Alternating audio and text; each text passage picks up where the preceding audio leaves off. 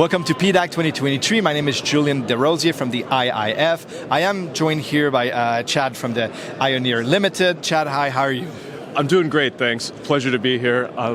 Chad Yeftich with ioneer Limited. We're developing the Rhyolite Ridge lithium boron project in Nevada. We're really excited about the time and effort we've put in, and we're looking to be in production in 2026.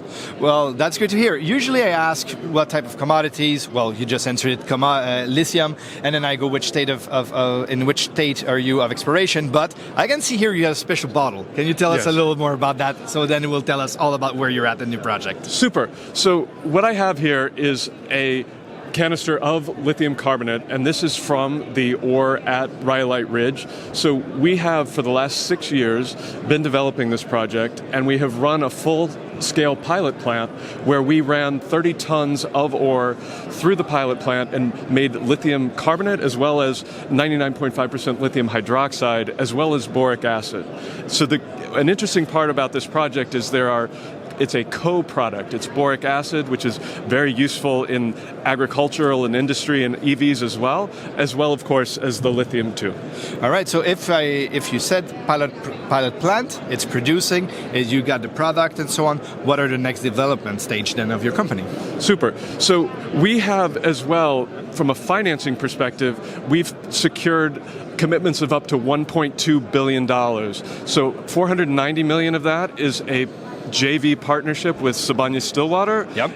And then from a debt perspective, we've secured a loan commitment for up to $700 million from the Department of Energy, from the U.S. Department of Energy. So that was a 2-year process. We're very proud to have that loan conditional commitment extended.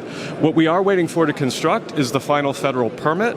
That process we've been in for the last 3 years. We're expecting that to conclude very early next year, at which point we take FID and start constructing. There has been a lot of talk of the EV revolution, both in the US and Canada, basically all North America and so on. But specifically in the US, Joe Biden had made a big speech about it, big adoption and a lot of money being thrown at. But it seems like you guys are actually taking some money of that plan. How does it feel to be one of the first one out there? This is big money. This is money that actually comes surely at very ease terms and so on. So how does it feel to just be there and being able to have that money?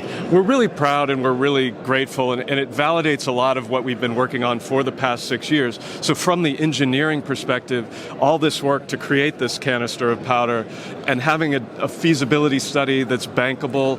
We have offtake contracts with Ford, PPES, which is Panasonic, Toyota, as well as EcoPro, which is a lead cathode manufacturer. So that is what we believe helped the U.S. government get the confidence that they needed to work with us, and we're very pleased to be part of that and help build a U.S. EV supply chain.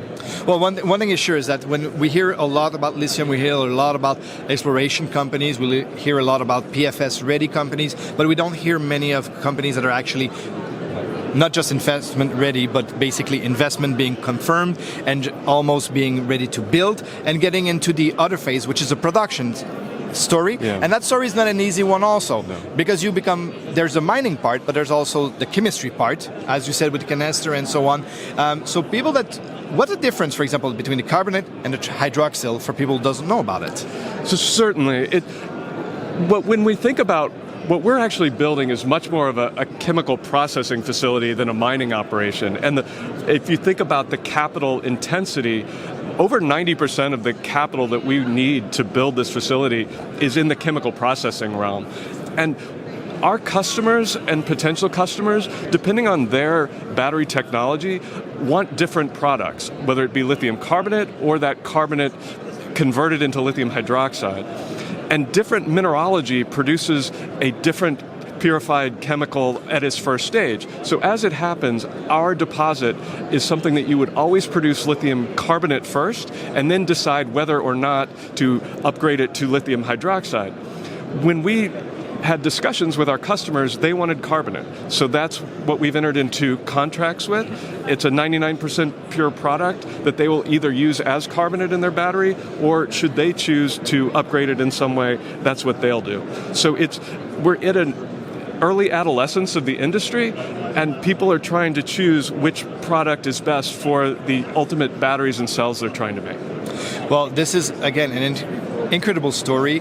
ioneer Limited, if anyone wants to follow the story, who just heard it for the first time maybe, how can they keep in touch with the story and both maybe with the company itself? Super. Well, our website, ioneer.com, is a great way to do that. We also we have a very active social presence on LinkedIn, and we're certainly at various conferences and what have you.